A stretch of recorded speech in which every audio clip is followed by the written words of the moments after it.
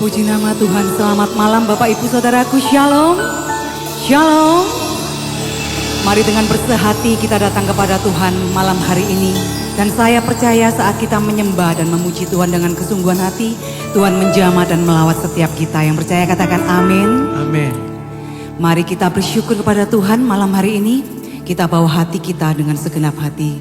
Kita tundukkan kepala bersama, bersatu hati kita berdoa. Kami membawa syukur kami Tuhan malam hari ini. Dan kami mau menyembah-Mu dengan segenap hati kami, segenap jiwa dan segenap kekuatan kami Tuhan. Dan kami percaya saat kami menyembah-Mu dengan sungguh, Engkau hadir dan melawat setiap kami, menjamah setiap kami umat-Mu. Itu kerinduan kami malam hari ini Yesus. Terpujilah nama-Mu Tuhan, kiranya pujian dan penyembahan kami malam hari ini berkenan dan menyenangkan hati-Mu. Di dalam nama Tuhan Yesus, kami sungguh mengasihi-Mu.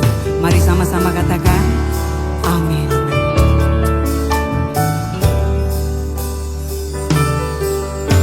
Satu hal yang ku rindu, berdiam di dalam rumah-Mu. Satu hal yang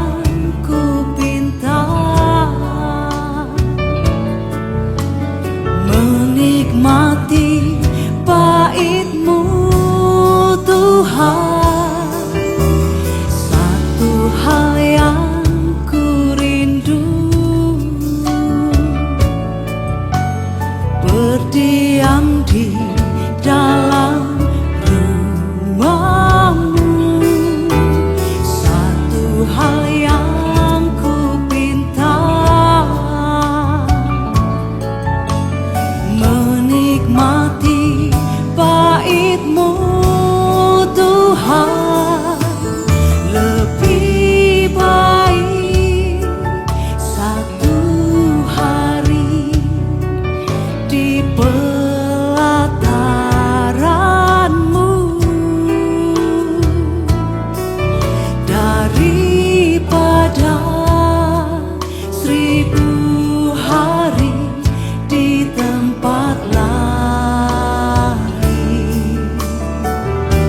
Kami memuji-Mu Yesus, memuji-Mu, menyembah-Mu. Kau Allah yang hidup dan menikmati semua kemurahan-Mu.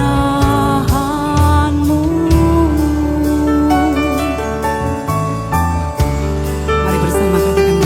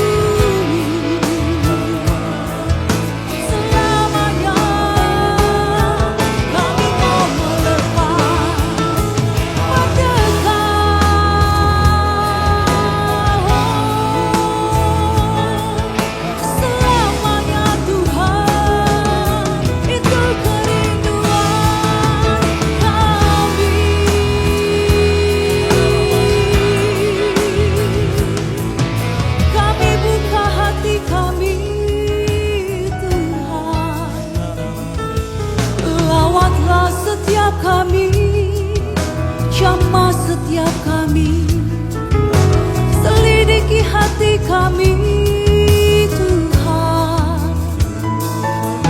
Hanya nama-Mu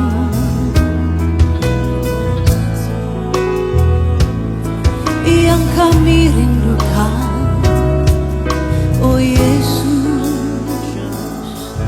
Hadirat-Mu Tuhan membawa kedamaian, membawa ketenangan bagi setiap kami.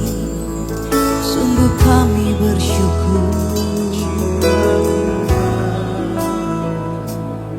sebab tiada tempat lain selain bait-Mu Tuhan. Itu kerinduan kami. Oh Yesus,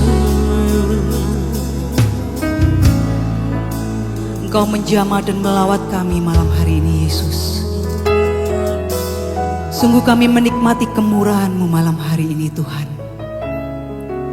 Besar kasih-Mu, besar anugerah-Mu dalam hidup kami Yesus. Kami rasakan malam hari ini Tuhan, hadirat-Mu nyata di tengah kami. Hanya itu yang kami rindukan Tuhan, selalu melekat dan mendekat kepada-Mu Yesus. Mari bersama angkat kedua tangan kita Bapak Ibu.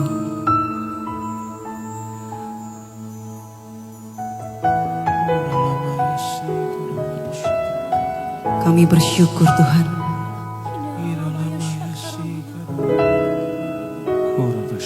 Buat hadirat-Mu. Menjamah dan melawat setiap kami.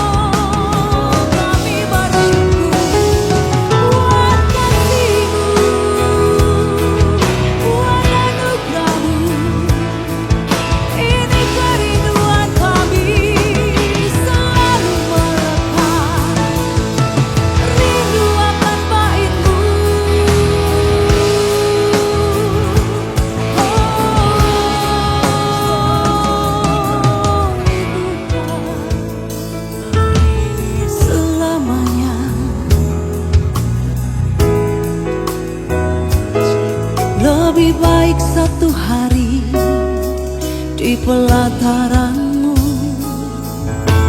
Yesus.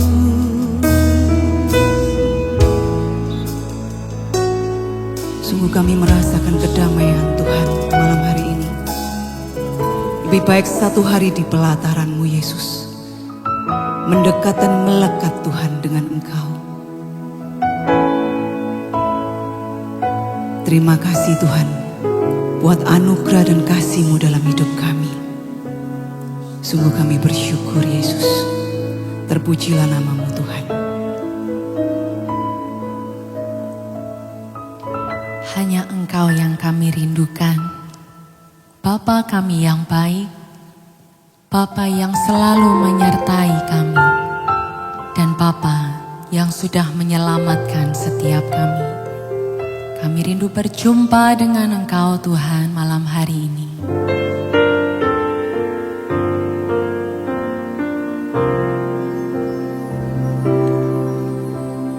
Kala hidupku tak menentu, tanpa arah yang jelas, untuk dituju. Yesus, kau datang menyelamatkanku. Angkat segala beban dalam hidupku. Kala ku rasa berat bebanku, tak seorang pun dapat menolongku. Yesus tak pernah meninggalkanku. Tetap ku percaya, katakan Dia sanggup. Dia sanggup menolongku, sebab Dia sanggup membebaskanku. Kasih-Nya kuasanya nyata bagiku. Yesus sanggup, ku tahu Dia sanggup. Yesus sanggup menolongku. Dia sanggup, Dia sanggup menolongku, sebab Dia sanggup membebaskanku. Kasih-Nya kuasanya nyata. Yesus sanggup, ku tahu Dia sanggup. Yesus sanggup menolongku.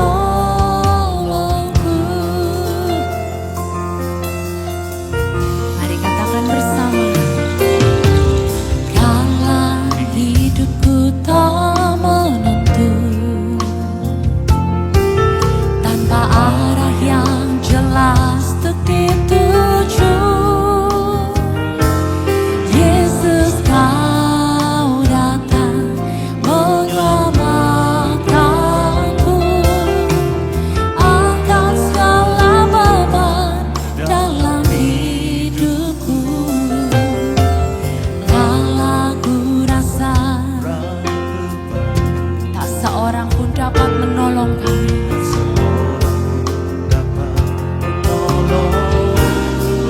dan Dia berkata, Yesus tak pernah meninggalkanku.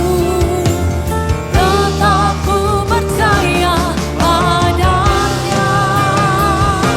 Dia sanggup menolongku, sebab Dia Allahku. Dia sanggup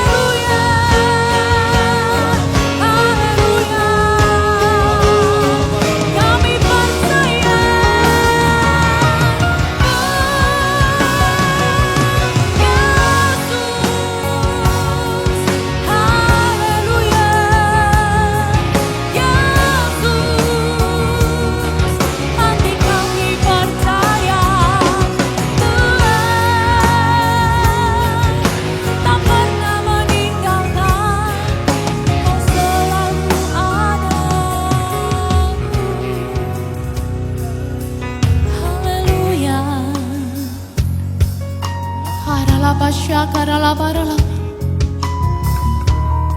Karalabasha karalabarala. Oh, apa yang sedang kita hadapi malam hari ini Bapak Ibu Saudaraku. Melalui lagu ini kita diingatkan kita punya Tuhan yang besar. Dan Dia sanggup melakukan segala perkara untuk setiap kita. Mari malam hari ini bawa hati kita untuk percaya kepada Tuhan. Bawa hati kita untuk berserah penuh kepada Tuhan. Mari angkat tangan kita tinggi-tinggi. Oh, tengadahkan wajah kita kepada Tuhan. Apapun boleh terjadi dalam kehidupan kami Tuhan. Tetapi hati dan mata kami tertuju kepadamu. Tuhan yang setia. Tuhan yang tidak pernah meninggalkan setiap kami. Oh, hati kami percaya. Kau sanggup pulihkanku. Kau sanggup bebaskanku.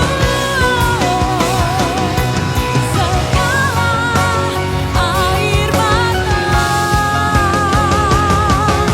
segala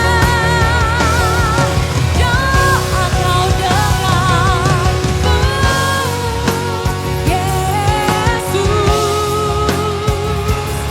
Hati kami percaya.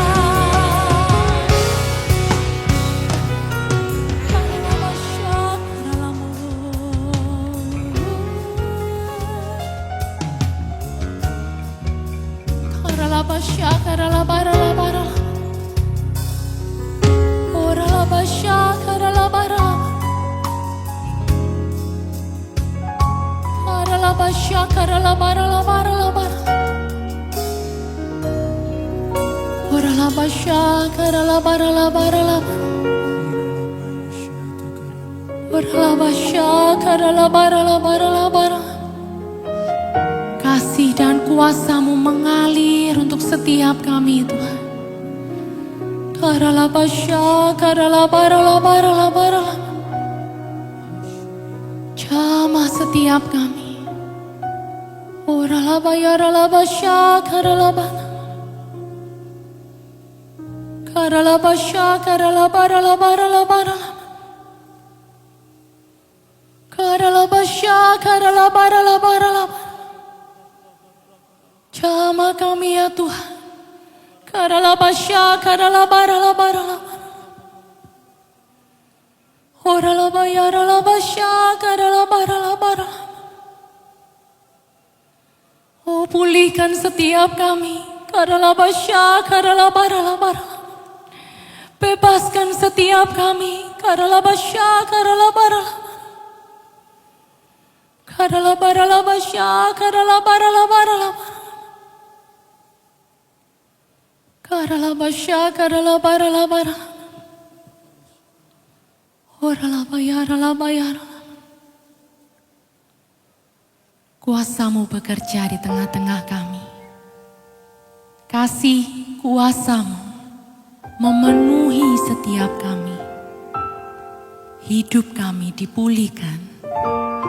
Hidup kami dibebaskan. Dan kami tanggalkan segala kekhawatiran kami Tuhan. Sebab kami tahu kami berjalan bersama Tuhan yang besar. Yang jauh lebih besar dari apapun yang kami hadapi. Mari bersama sekali lagi angkat tangan kita Bapak Ibu Saudaraku. Dengan hati yang percaya kita nyanyikan lagu ini. Dia sanggup menolongku sebab Dia sanggup. Ya Tuhan, kasih-Nya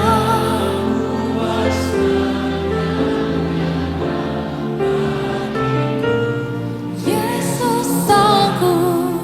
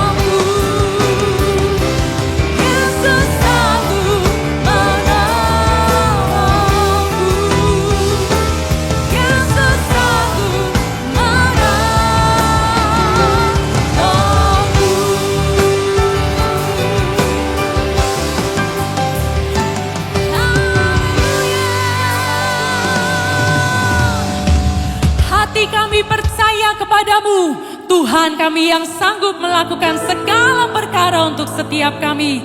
Terpujilah namamu, di dalam nama Tuhan Yesus mari bersama kita berkata, amin. Malam hari ini mari bersama-sama kita masuki gerbangnya dengan hati yang bersyukur.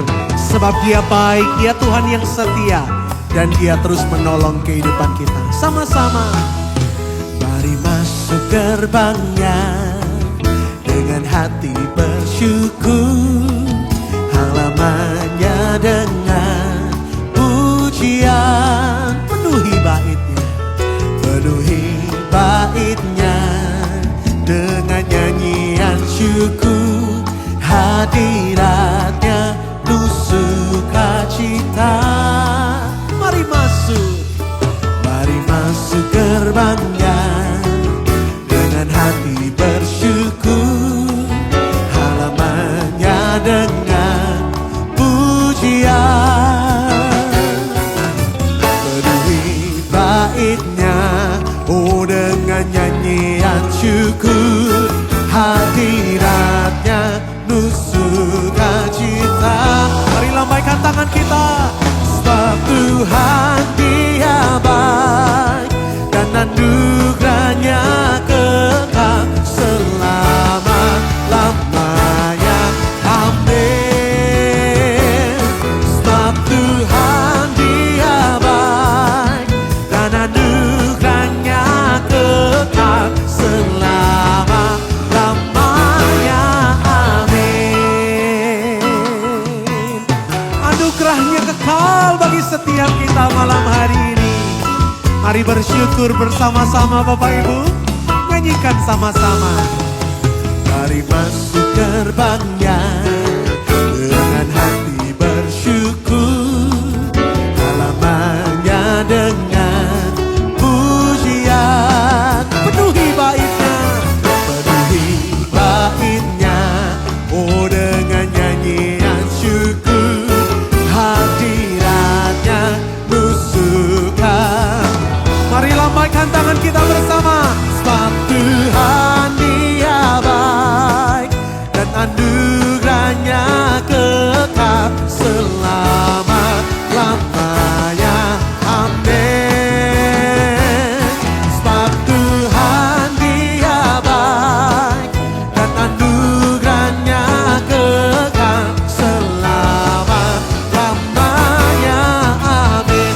Oh, sebab Tuhan Dia baik, dan anugerahnya kekal selama-lamanya. Amin. Sebab Tuhan Dia baik, dan anugerahnya kekal selama-lamanya.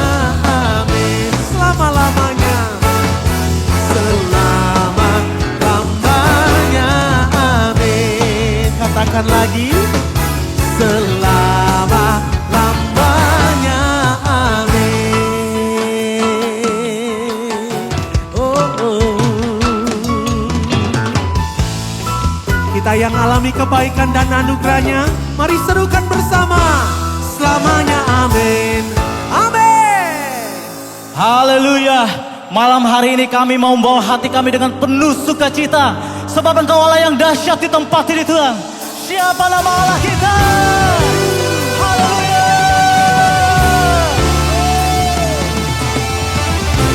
Mari kami bertepuk tangan Bapak Ibu Saudara sekalian.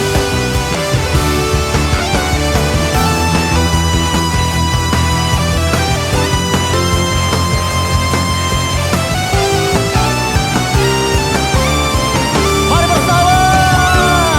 Allah bangkit, bersoraklah.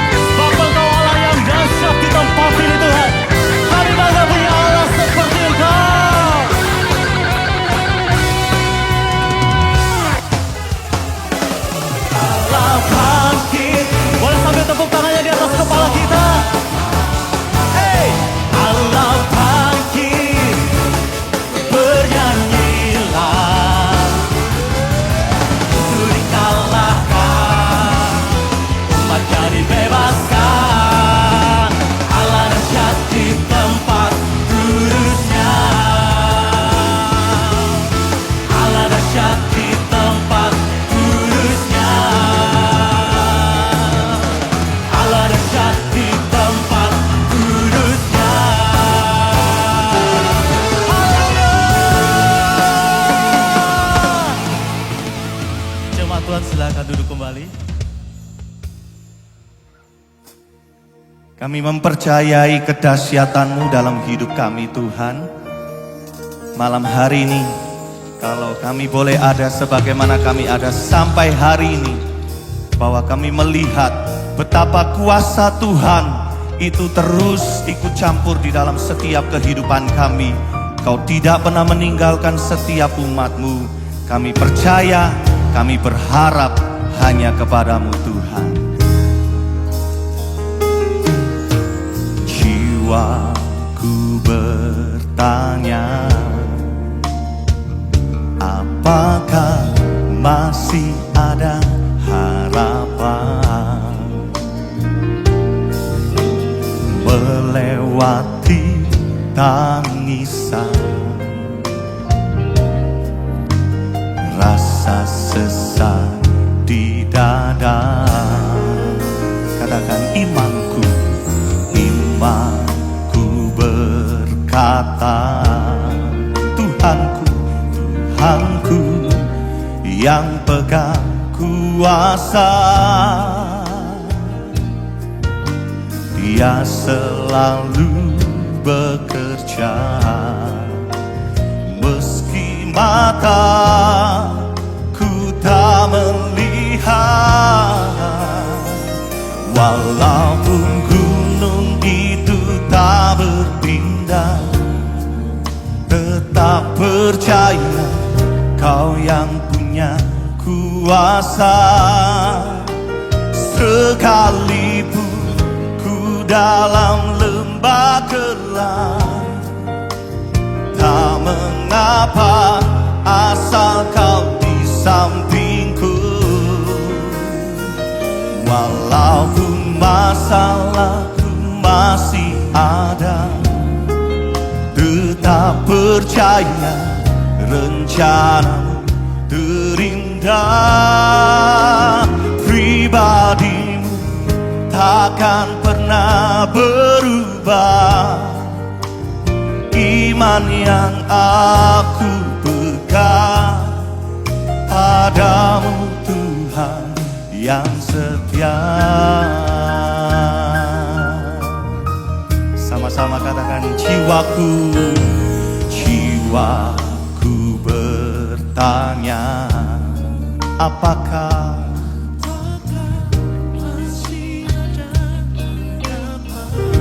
melewati setiap tangisan Tuhan, rasa sesak, rasa sesak di dada. Ucapkan imanku, imanku berkata, Tuhanku yang pegang kuasa. Dia selalu bekerja, meski mataku tak melihat. Semua, walaupun gunung itu tak berpindah, tetap percaya kuasa.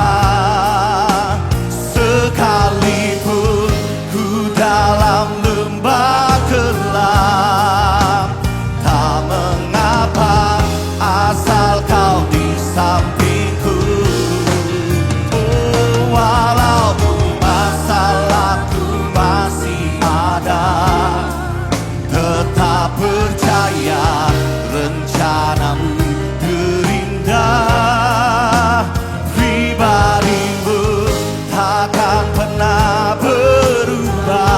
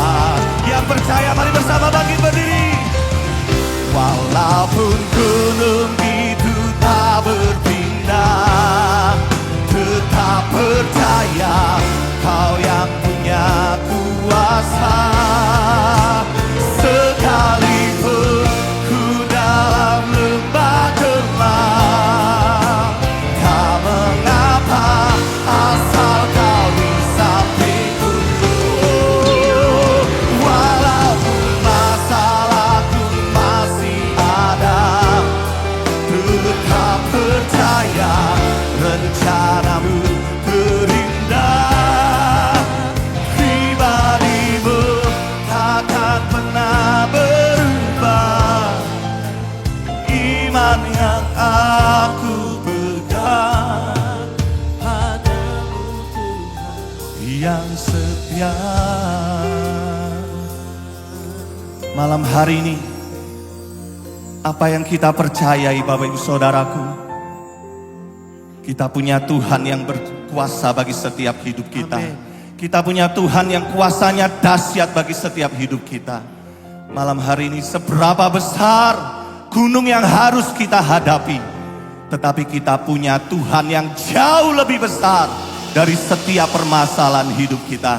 Kalau kita percaya, mari malam hari ini sejenak bersama-sama angkatlah kedua tangan kita tinggi, ucapkan lagu ini dengan penuh iman kita percaya kepada Tuhan. Terima kasih Tuhan. Walaupun gunung itu tak berpindah, tetap percaya Kau yang punya kuasa. Imani.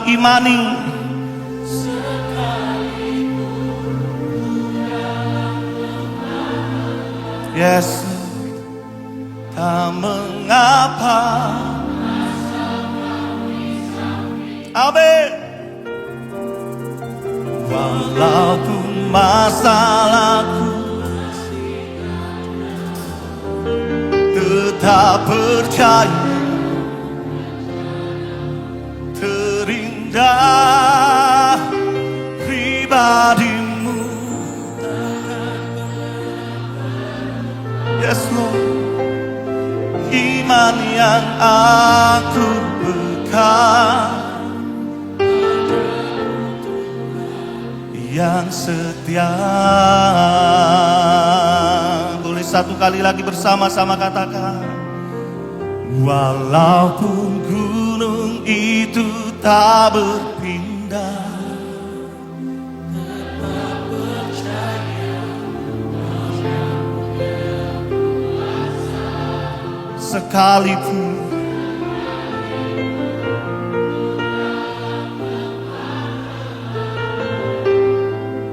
tak mengapa rasaku disepi. Amin.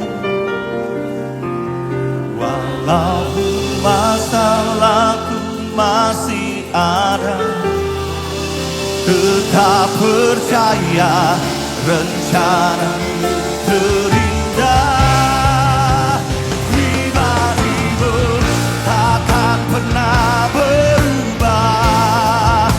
Iman yang aku pegang padamu Tuhan yang setia. Nyanyi lebih lagi. Walaupun gunung itu tak berpindah, tetap percaya Kau yang punya kuasa.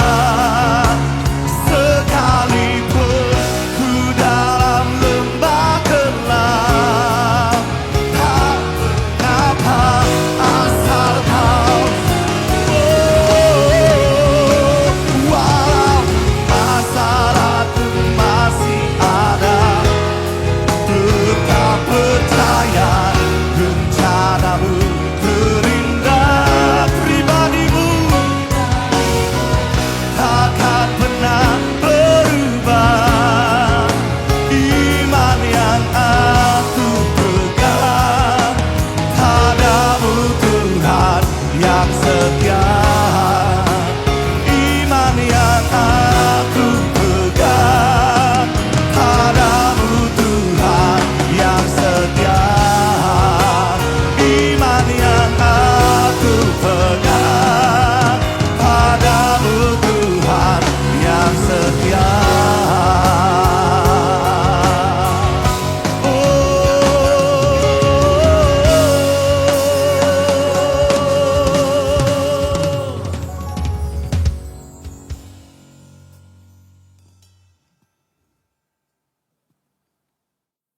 Kami percaya Engkau Allah yang berbelas kasihan kepada kami. Kami datang di tempat ini karena Engkau yang mengundang kami. Bukan karena kuat kuasa kami ingin hadir di sini maka kami hadir. Tapi Tuhan sudah menggerakkan kami karena Engkau ingin berbicara kepada kami. Bapa dalam surga, berfirmanlah dan bantulah kami, Allah Roh Kudus, agar kami sungguh-sungguh mengerti akan firman-Mu dan semakin mengenal diri Tuhan. Pengetahuan kami akan Tuhan, pengenalan kami akan Tuhan menjadi modal yang menguatkan iman kami. Sehingga apapun yang terjadi dalam diri kami, baik persoalan kami selesai dan hilang, ataupun masalah kami tetap ada, kami tidak akan goyah, kami tetap percaya kepadamu. Bapa dalam surga, berfirmanlah. Juga kami berdoa bagi hamba-Mu yang akan menyampaikan firman-Mu. Lindungi dia, kuasai dia oleh kuat kuasa Roh Kudus-Mu, agar apa yang dia katakan kebenaran semata-mata. Jaga setiap kata-katanya, agar mulut, lidah, bibirnya mengatakan firman yang memuliakan Engkau, yang berbicara kepada kami, mengajar, mendidik, menegur kami, agar kami semakin mengenal Tuhan. Bapak, berfirmanlah, karena kami telah siap untuk mendengar. Dalam nama Tuhan Yesus Kristus kami berdoa. Yang merasa yakin saudara dengan iman bahwa saudara akan diberkati dengan firman Tuhan, katakan amin. Silakan duduk saudara. Saudara, saya bersyukur ada di tengah-tengah saudara. Setiap kali saya hadir dalam ruang kebaktian dingin den ini, saya percaya saudara orang-orang khusus yang punya kehausan akan firman. Sebab gak mudah datang di tengah minggu untuk datang dalam kebaktian doa. Saudara punya harapan mengenal Tuhan lebih dalam lagi. Saudara punya kebutuhan dijawab Tuhan tentang persoalan saudara. Saya berdoa agar apa yang saudara harapkan itu Tuhan penuhi. Dan sekarang mari kita buka Pengkhotbah 2 ayat 1 sampai 26. Banyak ya. Tapi saya ingin kita baca 1 sampai 3 saja. Kemudian selama khotbah berjalan, saya akan bacakan hal-hal yang pentingnya. Pengkhotbah 2 ayat 1 sampai dengan 3. Kita pengkhotbah khusus sekali saudara. Beritanya khusus, nadanya juga khusus. Tapi indah. Pengkhotbah 2 ayat 1 sampai 3. Yang menulis menamakan diri pengkhotbah. Bahasa Ibraninya kohelet. Kohelet bisa disebut juga teachers. Bisa disebut juga preachers. Tapi kohelet bisa disebut juga collectors saudara. Orang yang mengumpulkan. Firman menyatukan lalu menulis. Jadi saya menerka-nerka apakah dia Salomo. Ada banyak pendapat yang mengatakan kohelet atau pengkhotbah itu sebetulnya Salomo. Ada yang mengatakan tidak. Okelah kita sebut pengkhotbah saja. Oke. Demikianlah pengkhotbah berkata di dalam ayat 1, pasal 2 ayat 1 sampai 3. Aku berkata dalam hati, kayaknya dia ngobrol sendiri. Mari, aku hendak menguji kegirangan. Nikmatilah kesenangan. Tapi lihat, juga itu pun sia-sia. Tentang tertawa aku berkata, itu bodoh. Dan mengenai kegirangan, apa gunanya? Aku menyelidiki diriku dengan menyegarkan tubuhku dengan anggur. Sedang akal budiku tetap memimpin dengan hikmat. Dan dengan memperoleh kebebalan. Sampai aku mengetahui apa yang baik bagi anak-anak manusia untuk dilakukan di bawah langit selama hidup mereka yang pendek itu. Mengapa belum puas meskipun telah memiliki banyak? Saudara, kita sering berpikir kalau saya punya ini dan itu, saya pasti puas.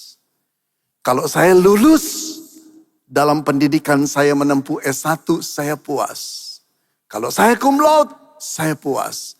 Kalau bisnis saya berkembang, saya puas. Kalau saya punya rumah sekecil apapun, saya puas. Saudara-saudara, sering kali kita berkata demikian. Tetapi anehnya saudara, ketika kita sudah mencapai itu satu persatu, kepuasan itu menghilang. Berganti dengan tuntutan yang lain. Dulu kita berkata, andai saja kita diterima bekerja di perusahaan itu, saya puas. Kemudian setelah diterima kita datang pada Tuhan. Tuhan, kalau aku naik jabatan aku puas.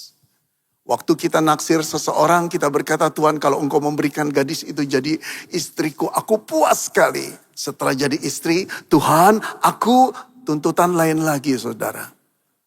Saudara yang dikasih Tuhan, betul gak sih manusia itu bisa puas? Kalau betul, kenapa kita selalu merasa tidak puas?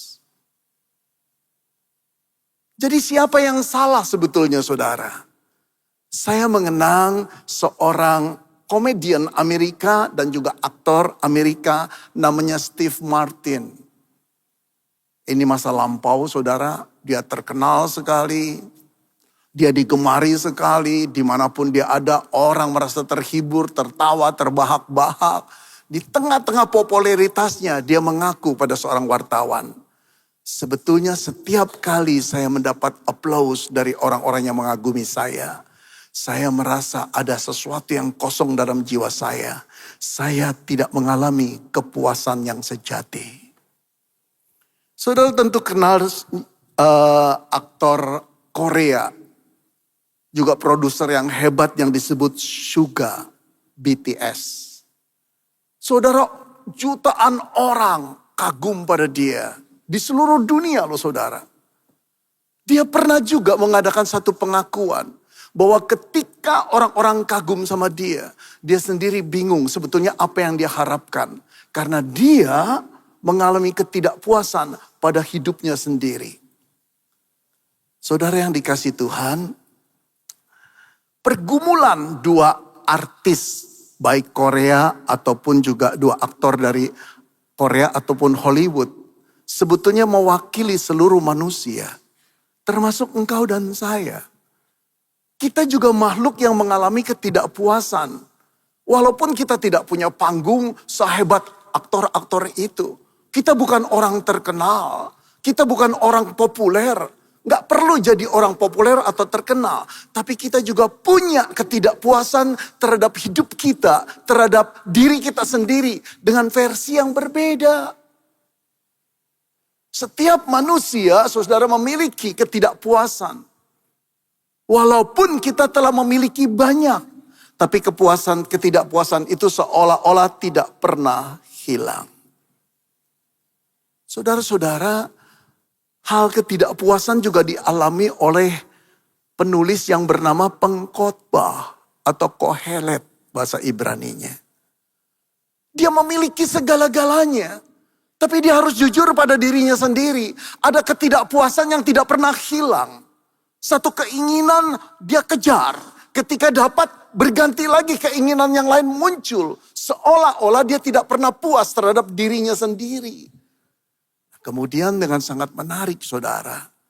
Dia berkata, aku ingin tahu kepuasan manusia itu letaknya di mana.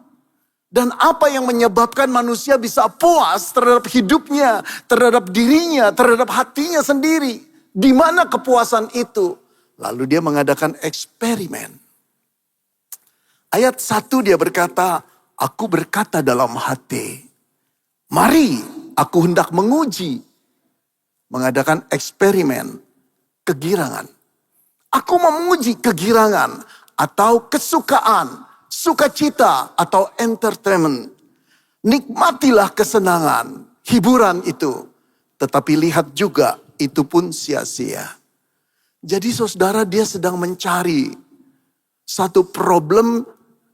Dia mencari jawaban satu problem. Mengapa manusia tidak pernah merasa puas walaupun sudah memiliki banyak. Termasuk dirinya. Lalu dia mulai berkata pada ayat pertama, aku ingin mengadakan eksperimen. Aku duga yang membuat manusia itu puas adalah kesenangan. Kegirangannya. Saudara, dalam bahasa sekarang tentu saja disebut entertainment, saudara. Apakah benar jiwa kita membutuhkan entertainment, penghiburan, kesenangan? Saudara-saudara, tidak ada yang salah dengan entertainment. Di masa sekarang jiwa yang letih perlu dihibur. Di masa yang sekarang kebosanan perlu mendapat asupan kegembiraan, healing. Perlu saudara, itu tidak salah dan bukan dosa. Dan itu dicoba oleh pengkhotbah yang disebut Kohelet ini. Dia menikmati kegirangan. Dia menikmati cawa dan tanda saudara. Menikmati, menikmati guyon-guyon saudara dengan teman-temannya. Bahkan dikatakan juga dia menikmati anggur saudara. Tidak ada yang salah. Tapi yang salah adalah saudara-saudara, ketika dia menganggap bahwa entertainment itu bisa mengisi hidupnya, kepuasan dirinya. Ternyata tidak saudara. Lalu dia mengambil kesimpulan di dalam eksperimennya dia itu saudara. Kesenangan, kegembiraan, cawa, tawa, canda, lalu anggur bisa membuat hidup itu gembira. Penuh dengan makna, tapi jangan harap bisa memuaskan tentang kebosananmu, tentang ketidakpuasanmu terhadap hidup ini. Saudara selesai eksperimen yang pertama. Lalu dia masuk eksperimen yang kedua. Setelah dia tahu bahwa kegembiraan itu tidak mendatangkan hasil. Ayat keempat. Aku melakukan pekerjaan-pekerjaan besar. Mendirikan rumah-rumah, menanami bagiku kebun-kebun anggur. Dia mulai mengatakan, kalau aku mengerjakan proyek-proyek besar, pencapaianku, prestasiku pasti akan memuaskan diriku. Saudara-saudara, Kohelet atau pengkhotbah mulai membangun. Kalau saudara baca pelan-pelan, saudara dapati dia bukan membangun 1-2 rumah. Membangun rumah-rumah, taman-taman, kolam-kolam, selalu pakai kata jamak saudara. Jadi dia bukan seorang anak muda yang baru memulai rumah tangga, lalu cicil 1 rumah, 20 tahun KPR. Dia seperti developer besar atau investor yang luar biasa kayaknya. Dia membangun semua itu, bahkan kesannya seperti istana saudara. Pencapaiannya luar biasa. Bukan cuma di dalam rumah-rumah, bangunan, kolam saudara. Dia membuat kebun-kebun, taman-taman, kemudian dia membeli saudara. Budak-budak, baik wanita, pria, gundik-gundik sekalian saudara. Lalu dia berinvestasi di dalam emas, perak.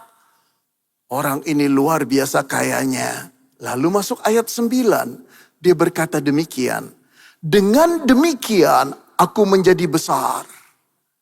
Bahkan lebih besar daripada siapapun yang pernah hidup sebelum aku di Yerusalem.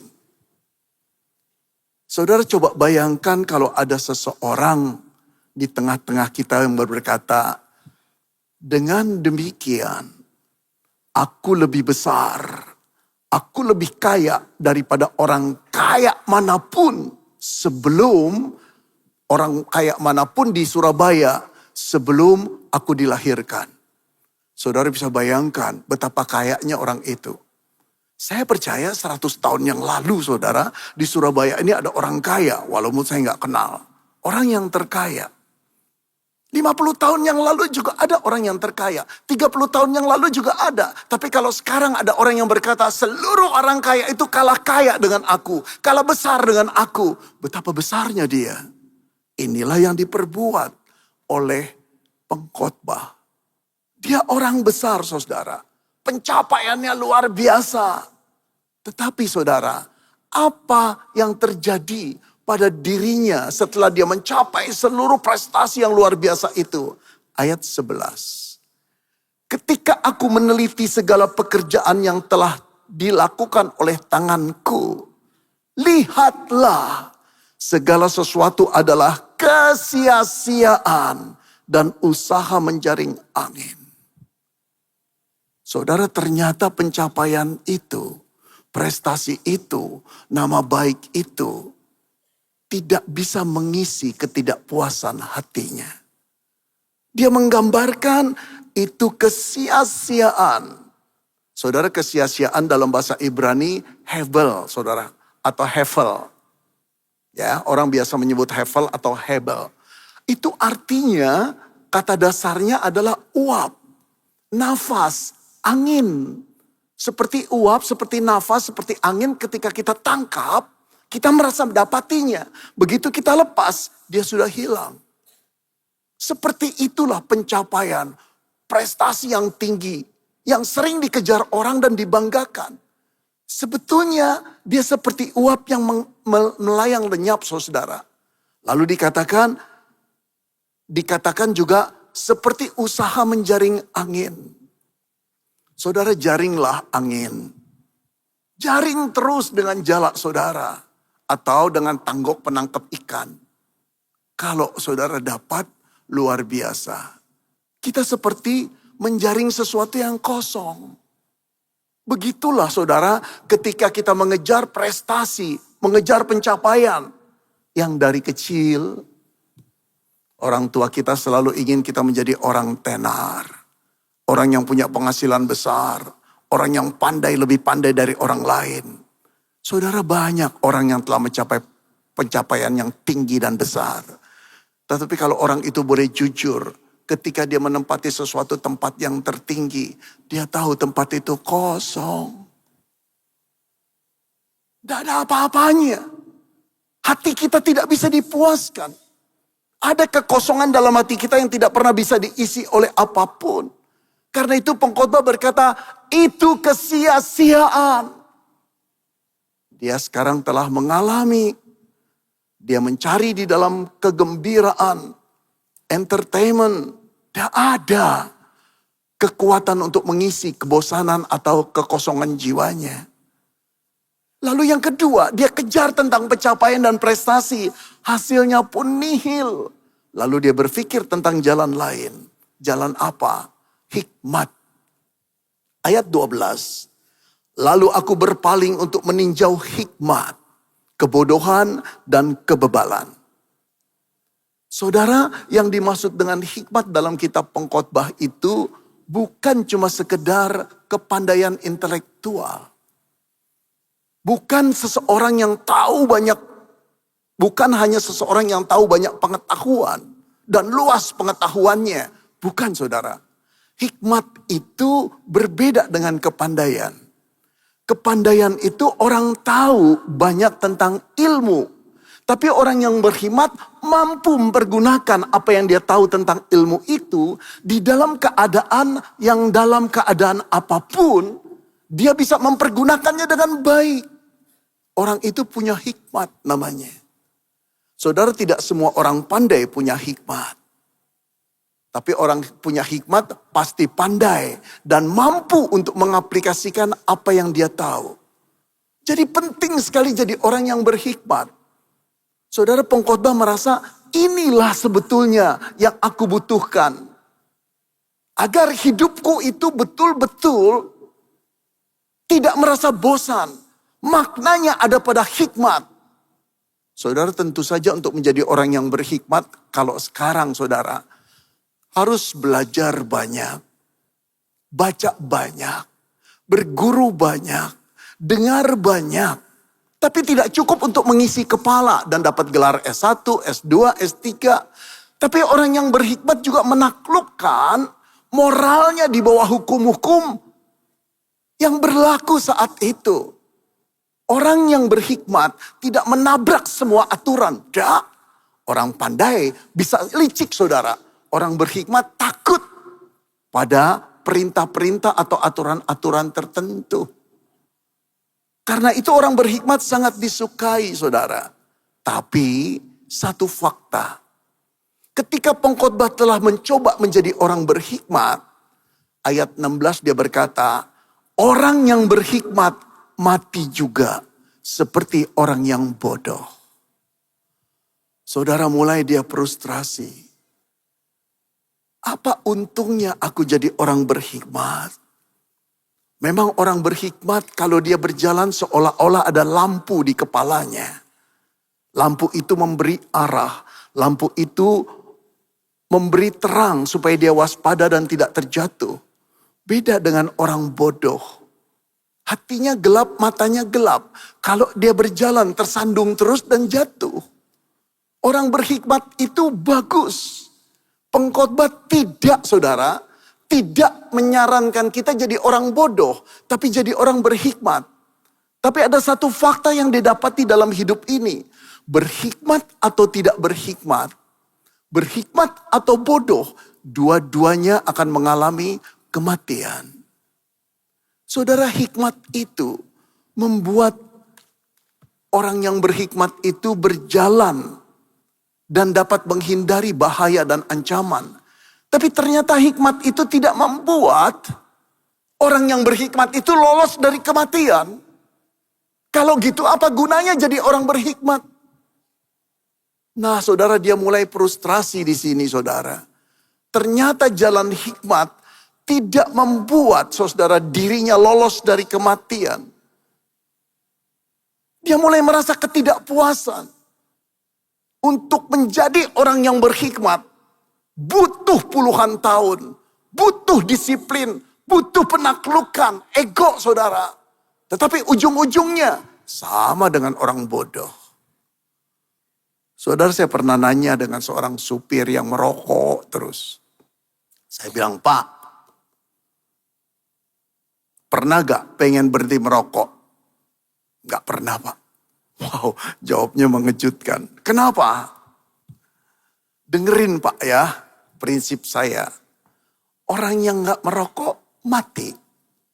Orang yang merokok, mati. Ya lebih baik merokok, Pak. Saudara-saudara yang dikasih Tuhan, kefrustrasian beliau berbeda dengan kefrustrasian pengkhotbah. Orang bodoh mati, orang berhikmat juga mati. Dia tidak mengatakan kalau gitu jadi orang bodoh aja. Dia cuma menyimpulkan satu fakta. Orang berhikmat seharusnya berumur panjang dan dapat mengatasi kematian. Tapi faktanya tidak. Kalau begitu, adakah kepuasan hidup jadi orang berhikmat? Kalau ujung-ujungnya sama dengan orang bodoh. Saudara, jangan lupa, ini observasi dia. Eksperimen dia. Dia betul-betul menuntut diri jadi orang berhikmat. Tapi betapa frustrasinya ketika ujung-ujungnya sama nasibnya dengan orang bodoh. Saudara, kemudian yang keempat. Apa yang diperbuat? Dia punya jalan lain. Dia memiliki jerih payah di dalam bekerja dengan intensitas yang tinggi sekali.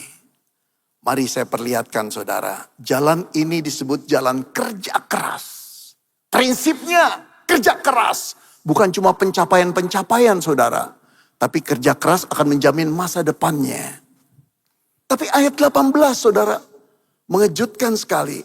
Aku membenci segala usaha yang kulakukan dengan jerih payah di bawah matahari. Jadi dia akhirnya membenci segala kerja kerasnya, saudara. Di bawah matahari itu artinya di dunia ini, saudara. Kenapa dia benci? Sebab aku harus meninggalkannya kepada orang yang datang sesudah aku. Maksudnya apa? Saudara, untuk dia mencapai apa yang tadi telah dikatakan di ayat-ayat sebelumnya. Dia harus kerja keras untuk mengumpulkan satu persatu harta bendanya, kekayaannya, investasinya. Saudara, ketika orang berlibur, orang yang kerja keras barangkali membatasi liburannya. Demi dia dapat menabung lebih banyak. Saudara, ketika orang-orang belanja, orang yang kerja keras, demi menghasilkan sesuatu yang lebih besar, dia menahan hasrat belanjanya. Terkadang orang yang bekerja keras, saudara-saudara, workaholic seperti ini, ketika orang lain sudah tidur, dia tidak pernah bisa tidur. Dia buka laptopnya, dia hitung lagi proyek-proyeknya, saudara. Orang seperti ini betul-betul fokus kepada jerih payahnya untuk menghasilkan sesuatu atau cuan yang lebih besar. Tetapi saudara-saudara, ada satu fakta yang membuat dia sedih. Kematian. Pikirannya begini, oke, aku telah punya rumah yang besar. Aku telah punya investasi yang hebat, yang tinggi, yang besar, dikagumi orang. Tapi setelah aku mati, rumah yang kubangun dengan jerih payah harus kuwariskan pada orang lain. Yang belum tentu dia akan menghargai usahaku. Oke, aku punya perusahaan yang begitu majunya, hasil jerih payahku dari muda. Tapi setelah aku meninggal dunia, aku harus meninggalkan ini. Aku tidak bisa mengontrolnya lagi. Dan jatuh pada siapa? Aku tidak tahu, dia bilang. Apakah yang akan mewariskan harta warisanku? Orang bijak atau orang bodoh? Saudara yang dikasihi, waktu saya mendalami firman ini, saya merasakan ada kepiluan hati sang pengkhotbah. Coba saudara bayangkan. Barangkali engkau dan saya sama-sama anak keluarga sederhana. Lalu kita dididik untuk menjadi orang yang berhasil dalam studi. Supaya kita bisa bekerja dengan baik. Lalu mengumpulkan 100, 200 ribu, 1 juta, 2 juta. Sampai bisa beli rumah kecil, itu pun 15 tahun KPR. Kemudian kerja kita meningkat, umur 40-an sudah lumayan, ada mobil. Semakin lama banyak tabungan kita. Di usia 60 ketika kita mulai pensiun, lumayanlah, ini cerita kosong aja ya. Lumayanlah kita punya ratusan miliar. Tapi kita mulai memikirkan berapa tahun kita bisa hidup. Umur 70 berarti tinggal 10 tahun. Lalu ratusan miliar siapa yang akan mewariskan? Tentu saja anak-anak kita, bukan? Lalu kita ingat, anak-anak kita berbagian apa untuk mengumpulkan ratusan miliar yang kita punya? Nggak bekerja apa-apa. Nggak ada sumbangsi apa-apa. Nggak mengeluarkan keringat apa-apa untuk menghasilkan tabungan yang begitu besar. Ini usaha kita sendiri. Secara egois kita nggak rela. Wow. Anak-anak kita enak saja. Dulu aku tidak diwariskan oleh orang tuaku. 1 perak pun tidak diwariskan. Aku banting pulang, aku mempunyai banyak sekali pengorbanan, kecemasan untuk mengumpulkan ratusan miliar. Tapi sekarang anak-anakku enak-enak saja. Ketika aku meninggal, dia yang mendapatkannya. Tapi kalau kita sudah meninggal, bagaimana kita bisa mengontrolnya? Dan yang lebih mengkhawatirkan, apakah anak-anakku akan menghargai harta yang telah aku dapati dengan berjerih lelah? Jangan-jangan mereka seperti orang bebal. Menggunakannya dengan foya-foya. Menghabiskannya dengan seenaknya sendiri. Sesuai dengan nafsunya. Karena mereka tidak pernah mengumpulkan ini dengan keringat mereka sendiri. Akhirnya dia berkata apa, saudara-saudara? Aku membenci kerja kerasku. Karena ujung-ujungnya adalah kesia-siaan. Seperti usaha menjaring angin. Saudara-saudara, frustrasilah pengkhotbah ini. Oke, kita stop dulu. Saya mau tanya sama saudara. Kalau perjalanan itu adalah perjalanan hidup saudara dan saya. Kira-kira kita frustrasi gak? Kita masuk dunia hiburan, kita pikir akan memuaskan batin kita. Semakin kita hidup dalam dunia hiburan, entertainment, entah itu hiburan yang benar dan gak benar, ujung-ujungnya kita frustrasi. Ternyata tidak bisa memenuhi kepuasan batin kita. Kita masuk ke pencapaian, kita bangun ini, bangun itu. Kita memberikan prestasi yang tinggi supaya dihormati orang. Ujung-ujungnya tempat itu kosong. Kita kemudian menjadi orang berkhidmat, orang berpendidikan. Orang yang patuh pada hukum-hukum. Kita dihormati semua orang. Tapi ketika kita mati bersama dengan orang-orang yang bodoh juga mati. Apa lebihnya? Lalu kita mengejar saudara tentang jerih payah kita dan harta yang kita kumpulkan. Ternyata warisannya jatuh pada orang-orang yang gak jelas. Apakah dia akan memperlakukan warisan kita dengan penuh perhatian dan rasa sayang. Bahwa ini telah kita kumpulkan seumur hidup. Atau dipakai foya-foya. Saudara, saya punya seorang paman. Saya pernah mengatakan mama saya itu pendidikannya cuma kelas 2 SD. Tapi kakak paling besar laki-laki. Itu pendidikannya dokter Andes. Saudara, ini cerita hampir 100 tahun yang lampau. Jadi betapa jomplangnya antara kakak dan adik. Kakaknya dokter Andes, adiknya 2 SD. Kenapa saudara? Karena mama saya nggak ada orang tuanya. Ketika umur 5 tahun, orang tuanya papa dan mamanya meninggal dunia. Dia jadi anak yatim yang dipelihara dari saudara ke saudara yang lain. Bagaimana mungkin kakaknya bisa dokter Andes? Ada orang Belanda yang tertarik dengan kecerdasan daripada paman saya ini. Lalu dipungut anak, dibiayai. Saudara bisa bayangkan dulu yang namanya dokter Andes, saudara. Itu gelar yang luar biasa tingginya. Karena itu cari duitnya gampang. Dia menjadi kaya dengan usahanya. Dihormati orang. Tapi tahukah saudara? Keadaan ekonomi orang tua saya dengan paman saya dengan 1 anak saudara. Itu berbanding bumi dan langit. Tapi singkat cerita, om meninggal, paman saya meninggal, tante saya meninggal. Jatuhlah seluruh warisan kepada anaknya yang tunggal. Yang tidak bisa mengelola. Boro-boro 7 turunan saudara. Yang ke-8 baru bangkrut. Di keturunan pertama saja itu harta habis saudara. Dipakai berjudi dan main wanita. Saudara, saya menjadi saksi mata. Bagaimana ketika warisan itu jatuh pada orang yang tidak bisa menghargai. Seperti bintang yang tiba-tiba jatuh lalu dipakai yang gak karuan. Kalau om saya bangkit dari kematian, pasti dia sedih sekali. Saudara yang dikasih Tuhan, inilah yang dialami oleh pengkhotbah. Dan bagaimana kalau engkau dan saya mengalami? Kita juga miris saudara, betul gak? Lalu apakah kita harus menyerah? Apakah pengkhotbah menyerah? Kalau gitu, di mana sumber kepuasan hidup itu? Kalau ujung-ujungnya cuma kesia-siaan. Segala sesuatu sia-sia. Seperti usaha menjaring angin. Apa gunanya hidup? Nah, disinilah saudara. Kebenaran Allah akan diungkapkan oleh pengkhotbah.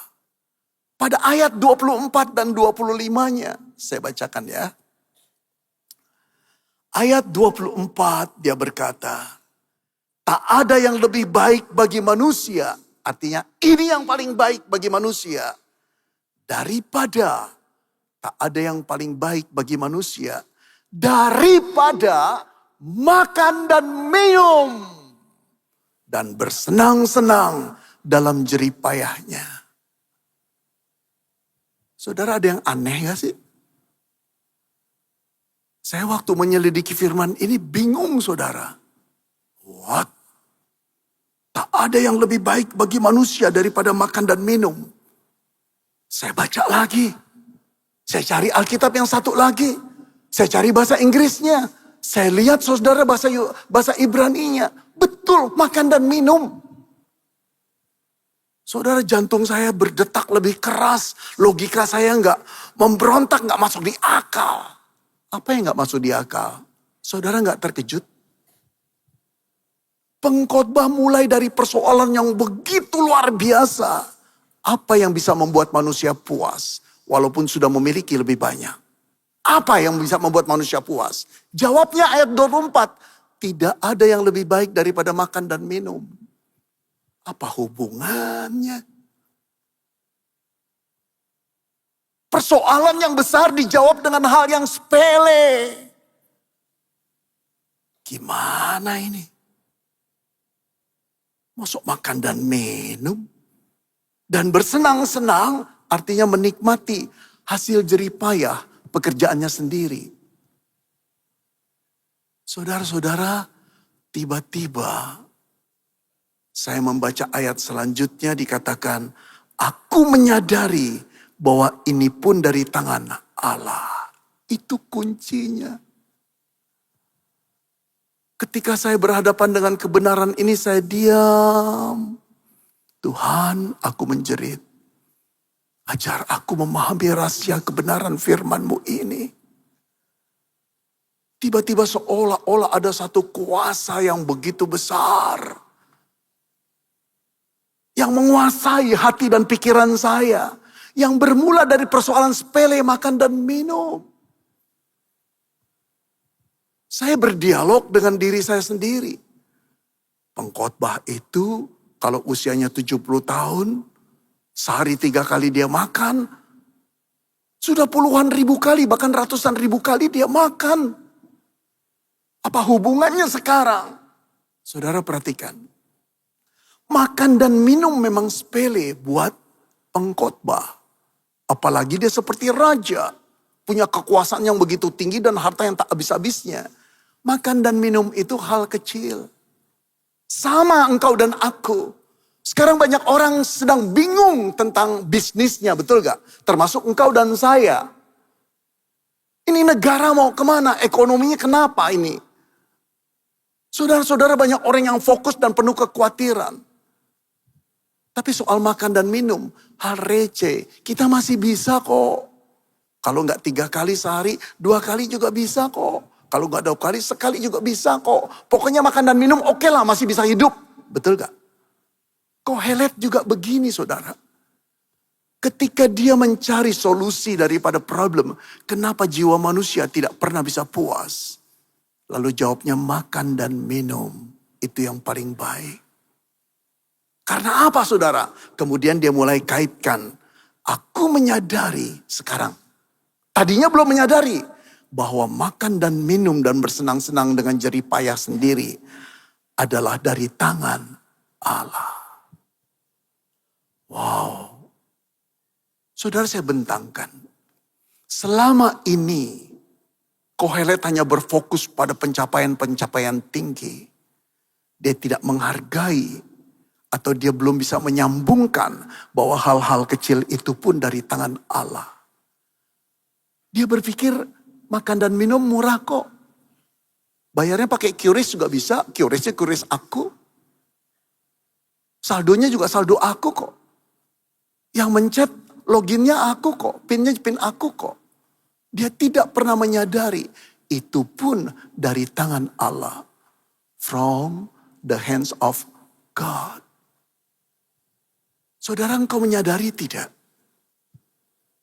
Bahwa makan yang engkau makan, minum yang engkau minum, dan engkau memakai gajimu, hasil jerih payahmu, itu bukan semata-mata karena kerjamu dan kerjaku. Tapi dari tangan Allah. Pada waktu kita tidak bisa menghubungkan ini, bahwa segala sesuatu berasal dari tangan Allah, maka hidupmu dan hidupku tidak akan pernah mengalami kepuasan. Karena segala sesuatu kita anggap diri kita, usaha kita, pikiran kita, jerih payah kita. Bukan. Kalau Allah tidak memberkati, kalau tangannya tidak membuka rezeki buat kita, tidak ada satupun yang bisa kita jangkau. Ini pemahaman doktrin yang benar. Semua dari Allah atas belas kasihan Allah. Allah menghargai jerih payah kita. Tapi berapa banyak manusia di dunia ini yang lebih kerja keras, berjerih lelah daripada kita. Tetap hasilnya, barangkali kita bisa sebutkan lebih sedikit dari kita.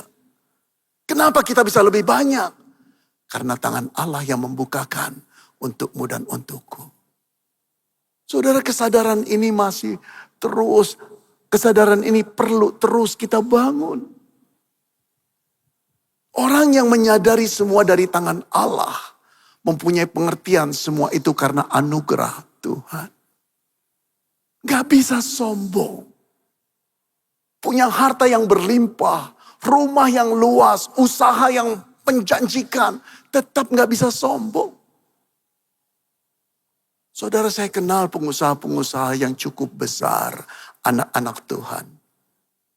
Kalau ngomong sama mereka itu kelihatan sekali. Aduh Pak Beni, bukan kami. Tuhan yang buat. Itu iman yang benar. Iman yang gak benar, saudara, merasa sekali. Ini karena kerja kerasku, ini jerih payahku, ini prestasiku. Ku. Pengkhotbah berkata, bukan, dari tanganmu Tuhan. Saudara, kita harus sampai pemahaman jadi orang Kristen seperti ini. Kalau engkau dapat menikmati hiburan, bahkan boleh saya katakan kalau engkau punya HP, aku punya HP, itu dari tangan Allah. Kalau engkau punya rumah sekecil apapun, itu dari tangan Allah. Kalau engkau masih diizinkan Tuhan punya motor, belum mobil, itu pun dari tangan Allah. Kalau engkau punya mobil, bukan cuma mobil biasa, mobil mewah, itu dari tangan Allah. Kalau engkau punya istri yang baik, itu dari tangan Allah. Kalau engkau punya suami yang setia, itu dari tangan Allah. Semua bersumber dari kemurahan Allah yang memberikan itu melalui tangannya. Dan yang mengejutkan bukan cuma itu, saudara-saudara. Ayat 25-nya dikatakan begini. Saya baca ayat 24 dulu, habisin saudara ya. Tak ada yang lebih baik bagi manusia daripada makan dan minum dan bersenang-senang dalam jerih payahnya. Engkau dan saya diizinkan Tuhan bersenang-senang karena pekerjaanmu menghasilkan sesuatu. Tapi di dalam bersenang-senang itu, engkau boleh berlibur, engkau boleh belanja. Kekristenan gak anti kok. Tapi harus ingat semua itu dari tangan Allah. Oke, lalu lanjutkan saudara. Aku menyadari bahwa ini pun dari tangan Allah. Ayat 25. Karena siapa dapat makan dan merasakan kenikmatan di luar dia. Artinya siapa sih yang bisa makan? Makanan itu berasal dari tangan Allah. Dan yang kedua, siapa yang dapat menikmatinya di luar dia? Jadi makan dari tangan Allah. Menikmati juga dari tangan Allah. Betul gak? Di luar Allah kita bisa makan. Tapi tidak bisa menikmati. Ini bukan berarti setiap orang Kristen yang berdoa makan. Itu bisa menikmati bahwa itu adalah dari tangan Allah. Dah. Kadang-kadang doa makan sudah menjadi otomatis kebiasaan tradisi yang gak ada maknanya. Tapi kalau kesadaran itu tumbuh dengan benar. Waktu kita ucapkan saudara kita tuh bisa bergetar. Saudara pada waktu saya muda, pendeta saya kami makan sama-sama lalu pendeta berkata yuk kita doa. Saya pimpin doa. Saya masih ingat apa yang diucapkan. Tuhan terima kasih. Karena Tuhan memberi kami makanan. Engkau menyediakannya. Dan engkau juga memberikan kami kemungkinan menikmatinya. Dua hal ada di sini. Makanan berasal dari tangan Tuhan. Menikmatinya juga berasal dari tangan Tuhan. Saudara-saudara, ada banyak orang kaya.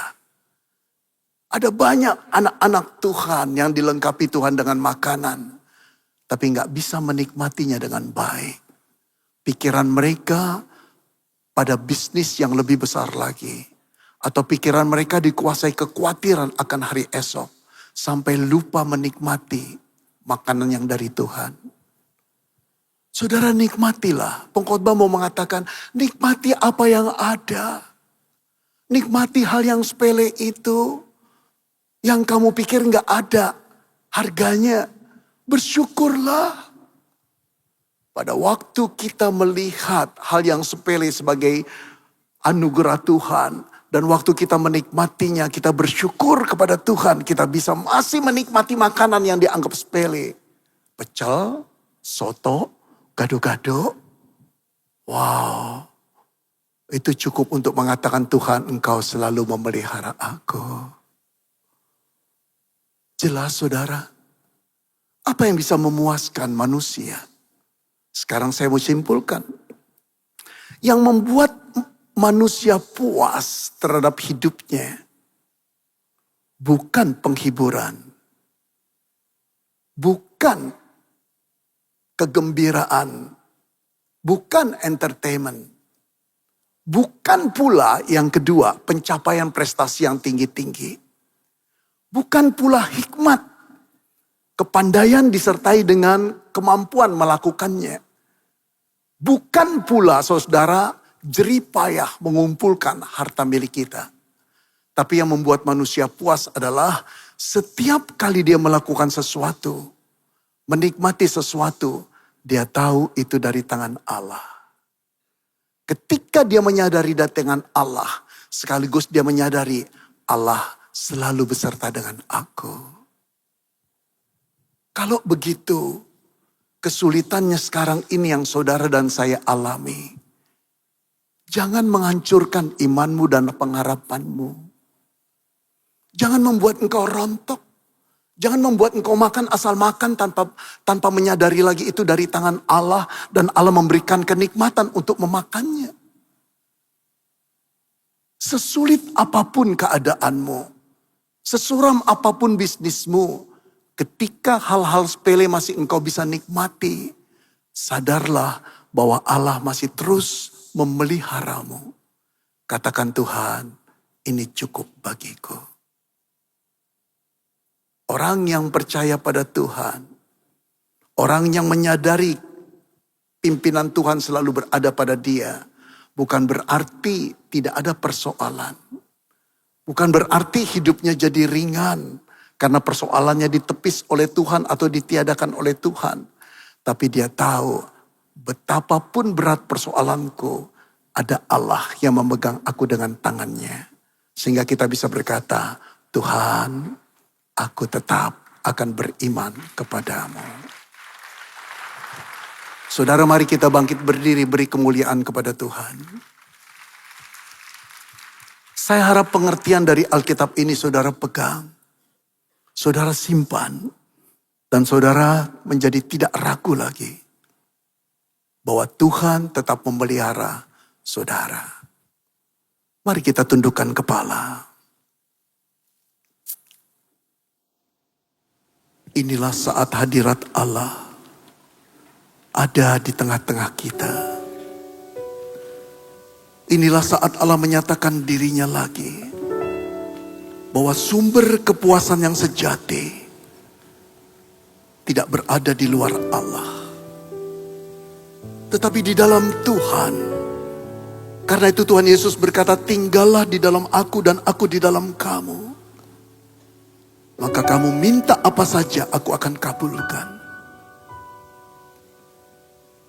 Saudara, Yesus berkata, di luar aku kamu tidak dapat berbuat apa-apa. Setelah Adam dan Hawa jatuh di dalam dosa, seluruh keturunan manusia hidup dalam kesia-siaan. Tidak ada lagi kepuasan. Tapi Kristus datang untuk memenuhi kekosongan kepuasan manusia itu. Dia datang untuk mengorbankan dirinya di atas kayu salib. Tubuhnya hancur di sana. Darahnya tertetes dari sana. Demi keampunan dosamu dan dosaku. Dia memperbaharui hatimu dan hatiku. Sehingga kita menjadi ciptaan baru. Sehingga dia boleh tinggal selama-lamanya di dalam hati kita. Dan kita mengalami kepuasan dari dia. Katakan, Tuhan, terima kasih. Engkaulah sumber kepuasanku. Bukan yang lain. Bukan yang lain. Saudara, biarlah pemahaman ini engkau taruh di dalam benakmu. Biarlah pemahaman ini terpatri dalam hatimu. Sehingga engkau tidak digoyahkan ketika persoalan besar datang padamu. Bahkan ketika engkau makan, minum hal yang sepele, engkau melihat itu dari tangan Tuhan. Dan ketika engkau tahu itu dari tangan Tuhan, engkau tahu Tuhan masih bekerja dalam hidupmu. Terpujilah Tuhan. Selidiki aku, lihat hatiku, apakah ku sungguh mengasihi Yesus, Kau yang Maha Tahu dan menilai hidupku. Tak ada yang tersembunyi bagi. Ya Bapa, selidikilah hati kami. Ku lihat kebaikan-Mu yang tak pernah habis di hidupku. Ku berjuang sampai akhirnya Kau dapati aku tetap setia. Selidiki aku sekali lagi saudara. Katakan kepada Tuhan. Selidiki aku, Amin Tuhan. lihat hatiku, Praise the Lord. apakah ku sungguh mengasihi Yesus, Kau yang Maha Tahu dan menilai hidupku. Tak ada yang tersembunyi bagi-Mu.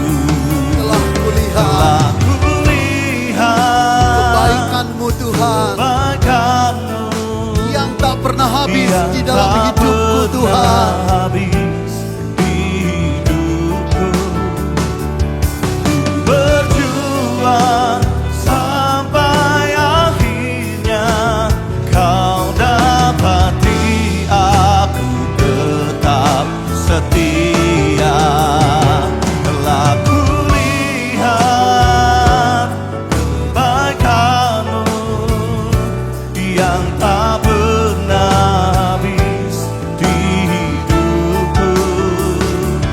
Ku berjuang sampai akhirnya Kau dapati aku tetap setia. Saudara, sebelum saya tutup dalam doa, beri kemuliaan dulu buat Tuhan yang kebaikannya tidak pernah berhenti buat engkau dan saya. Dia selalu ada di sampingmu, di dalammu, dan di setiap langkahmu. Tuhan, Kau setia. Engkau Bapa yang tidak pernah meninggalkan anak-anak-Mu. Engkau Gembala yang tidak pernah meninggalkan domba-Mu. Bahkan yang terhilang pun Engkau cari. Engkau masih memberi kami makanan dan minuman dan kesempatan untuk menikmati apa yang ada. Itu berarti Engkau masih beserta dengan kami. Jangan biarkan kami kehilangan pengharapan dan iman. Pegang tangan kami dan ajak kami terus berjalan, menempuh perjalanan yang tidak mudah, tapi dengan ketetapan hati. Ada Engkau, ada Engkau, ada Engkau, kami tidak akan takut. Dalam nama Tuhan Yesus Kristus kami berdoa. Amin. Bapak, Ibu, Saudara sekalian, silakan duduk. Malam hari ini kita mendapat kesempatan untuk kita boleh memberikan yang terbaik. Mari bersama-sama kita tundukkan kepala dan kita akan berdoa. Terima kasih Tuhan buat firman yang sungguh memberkati kami malam hari ini. Sungguh menguatkan kami. Roh Kudus, mari bantu kami untuk kami boleh menjadi pelaku firman-Mu, sebab kami rindu hidup kami terus ada di dalam Engkau dan Engkau di dalam kami. Maka kami akan melihat kemuliaan Tuhan dinyatakan bagi hidup kami. Dan malam hari ini Tuhan, kalau kami mendapat kesempatan untuk kami boleh memberikan yang terbaik, kami rindu memberi dengan ketulusan hati kami, karena kami sungguh mengasihi Engkau dan kami mengasihi pekerjaan Tuhan di tempat ini. Terima kasih buat berkat-Mu Tuhan. Dalam nama Tuhan Yesus, haleluya, amin. Seperti wanita mengurapimu, menangis di bawah kaki-Mu. Demikian hidupku mau mengasihi-Mu, Yesus. Engkau